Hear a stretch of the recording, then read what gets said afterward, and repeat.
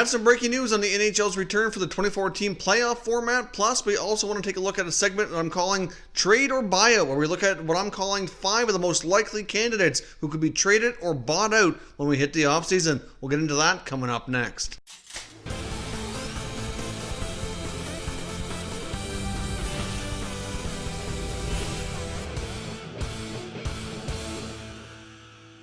So welcome back to another video here at Top Shelf Hockey. Now, as I mentioned, we have some breaking news on some details about the NHL's return to play for the 2014 playoff format. We've had a lot of news in the last couple of days regarding some potential setbacks that the NHL teams have run into, but this looks to be a little bit more positive. Right now, as we know, the NHL's in phase 2 of the return to play plan, with the projected next phase of phase 3 somewhere to be around July the 10th. We have some more details coming out through Larry Brooks of the New York Post, who's saying he's got sources indicating that the return to play training camps are going to be 2 weeks instead of 3 weeks, which is good. Gets a little bit shorter. I think 2 weeks is probably fair enough anyways, which would make sense that they're still targeting a July 10th date because they have teams heading to their hub cities on July 23rd or July 24th. So clearly that would begin phase 4, where they head to their hub cities. They're going to be getting to play one exhibition game, and then the qualifying round, which would be the first part of the 2014 playoff format, would begin on July the 30th. So I guess we'll see once this information is later revealed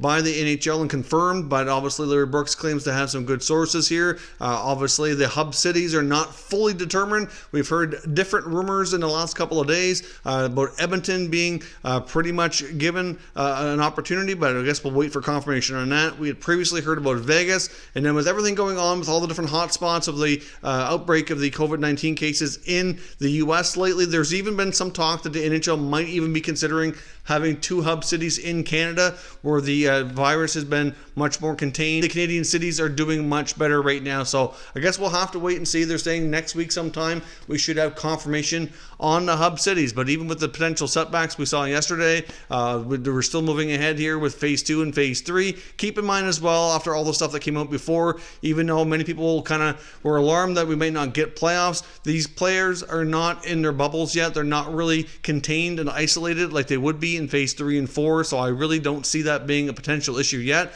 Obviously, things could still change. There's no guarantees until it happens, but at this point, I still think there's lots of optimism to believe the NHL playoffs will begin on July the 30th.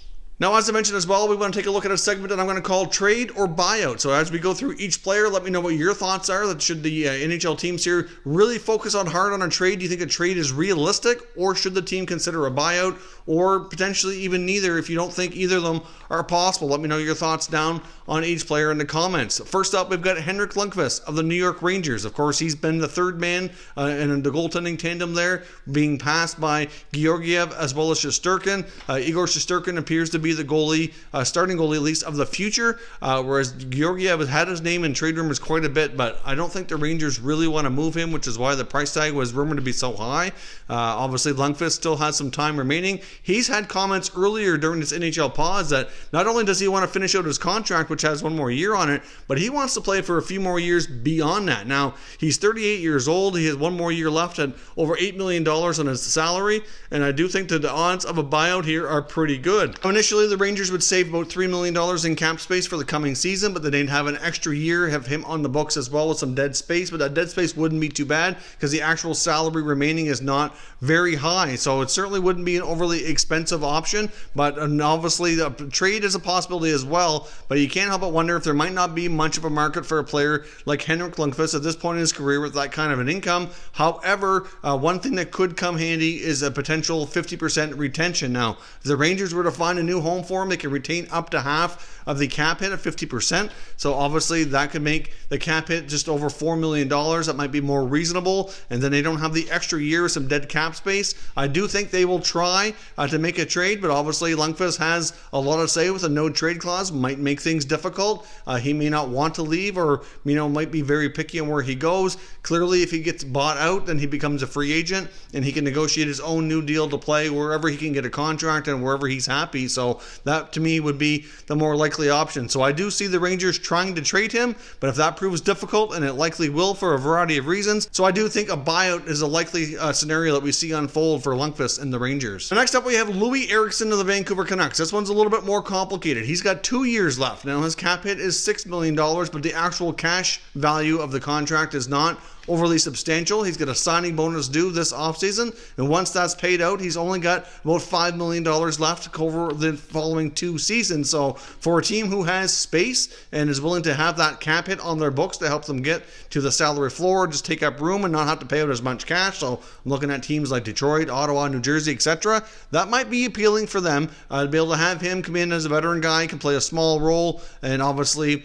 not have to worry about the full cap hit. Now, of course, Vancouver could also retain some salary as well. That's a possibility. But if they're going to retain, then they very well would have to get something back in return. So obviously it could complicate things further. But having 2 years left makes a buyout go on the books for them for 4 years. So that's not really ideal. Vancouver's already got some other dead cap space that they are already hampered by. I don't see them wanting to do that more. They could look to bury him in the minors again, but they only get a partial relief of just over $1 million. So that's not overly helpful when they have some big contracts and some deals to work out this offseason. They need all the space they can get. Now, another option, of course, could be something like we saw in Buffalo with Zach Bogosian. Of course, this may not happen, of course, because it really boils down to the player and how badly he wants out of there. But with Buffalo and Zach Bogosian, they put him through unconditional waivers and agreed to contract termination. He just wanted to leave and was confident he could sign a contract somewhere else.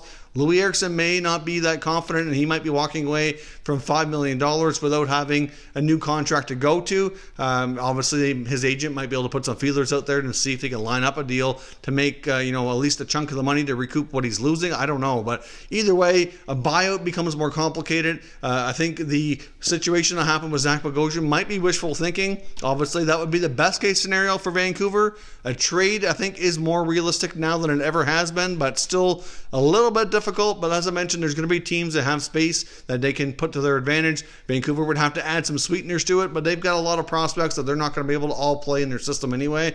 They very well could make a move like that. So in my case here for Loui Eriksson, I think they go the trade route, or possibly, if they're lucky enough, the unconditional waivers and termination. I don't think a buyout is as likely, at least not yet. If you had 1 more year left on it, it'd be more likely, because that's just a lot of dead cap space for a team who's struggling to find something. Now, next up, we have David Backes of the Anaheim Ducks. This one's a bit of a slam dunk in my opinion. He's got 1 year left at just over $4 million. Of course, he was traded from Boston to Anaheim, and I don't think Anaheim acquired him with the intention of keeping him around for a whole full season here to complete his contract. They've got a lot of young players they're trying to squeeze in their lineup. They're going to get another decent player through the draft in 2020 with a fairly high draft pick, and they're definitely going with a youth movement, and I don't see them really having much use for a player like David Backes, where he's down to 1 year. He has a $1 million signing bonus and a $3 million salary. That really would not make it a very expensive buyout. They could pay the bonus, take the $3 million, spread it over 2 years, save a little bit of cap space for the coming year, have 1 extra year of some dead space with Backes. But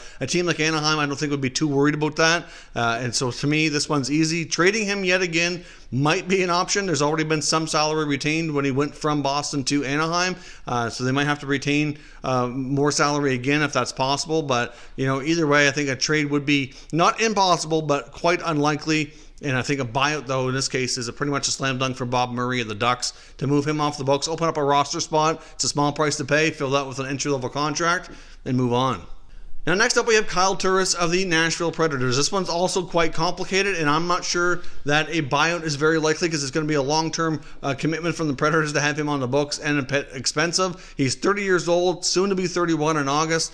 Turris still has 4 years left on his contract. Obviously, a buyout would then be spread over 8 years, because it's 2/3 of the money over twice the period of time.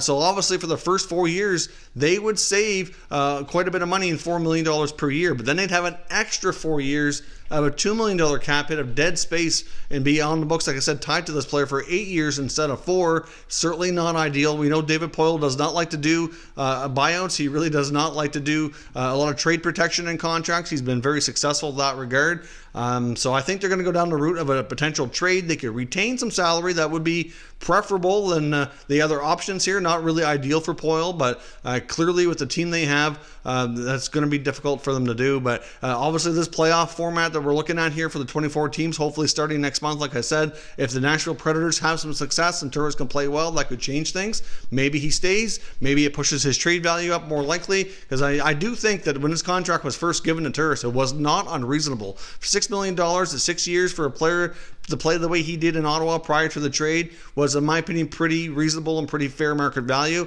But his play has fallen off. He just hasn't been as good a fit there as he was previously with the Sens, and just for whatever reason, it's just not working out. But in my opinion, I think he could be traded. I think I can see another team giving him a shot, especially if the Preds will retain some salary. But I think a buyout here is just too long and too expensive. Now, lastly, for the buyout candidates, we're going to take a look at Montreal Canadiens defender Karl Alzner. Of course, his contract really hasn't worked out from the beginning. I know when I first saw the signing with Montreal signing Alzner, I thought he was a good fit there, but I did think they got overpaid and overcommitted on term. But, ultimately, I didn't think it would work out this badly. Karl Alzner had a pretty solid, statistically looking career so far from the Capitals before he joined Montreal as a free agent a few years back. But things just have derailed and really not worked out at all. Like, he just was not as nearly as sound defensively and ended up spending the bulk of the contract so far in the minor leagues playing for their AHL affiliate. Now, from a trade perspective, I don't really know if a trade's really likely. He hasn't played much in the NHL, and the limited opportunity he's had has not gone overly well. He does have a partial no trade clause where he has 7 teams he can block a trade to, so that still gives up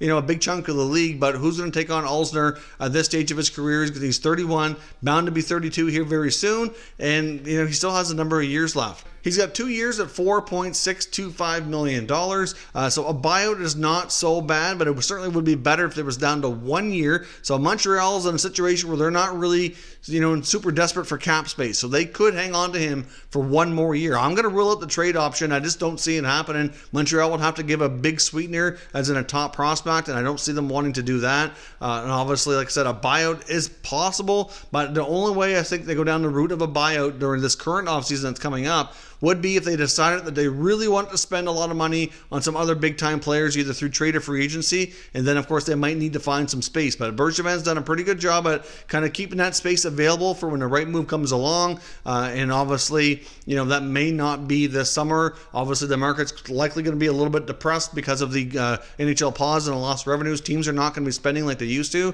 so obviously, getting a guy like Alzner off your books via trade, not going to be easy, and I don't see, obviously, the Habs making some big-time acquisitions, although I can see them maybe tinkering in the free agent market a bit, but it's difficult to say. But if they decide they want to spend, I can see them going the buyout route, but if they can hang on to him 1 more year, even if it means bury him in the minors only for partial relief, which they don't really are in desperate need of, then they can do the buyout next summer, and obviously they'd have 1 year left at that point. Then they could move on from him without being tied to the contract too long. But with 2 years left, they'd be tied to the contract for 4 years, and that might get a little bit more, longer term on the dead space area that Bergevin and the Habs would want to do. Now, of course, one thing that could change these teams' minds and all these players is if the NHL decides to grant compliance buyouts because of the lack of revenue and everything that's happened due to the NHL pause. If that comes down the pipe and they say every team can have a compliance buyout, well, so then obviously compliance buyouts work differently than a traditional buyout. They still have to pay the money, obviously, like they would on a regular buyout, but it doesn't count against their cap. So obviously, if teams are willing to suck up the financial loss, then they can move on from the player and not have the cap space tied up. So I guess we'll see what happens. That could be a big game changer for many of these teams. But let me know your thoughts down below in the comments. Which of these players do you see being traded? Which ones do you think being bought out? And which ones do you think maybe you're just going to have to stay put a little bit longer? Let me know your thoughts down in the comments, and we'll continue discussing further. If you're new to the channel, consider subscribing and turning on your notifications so you don't miss any future content. And give this video a thumbs up if you enjoyed it. I'd appreciate it if you did. As always, thank you for watching, and I will catch you next time.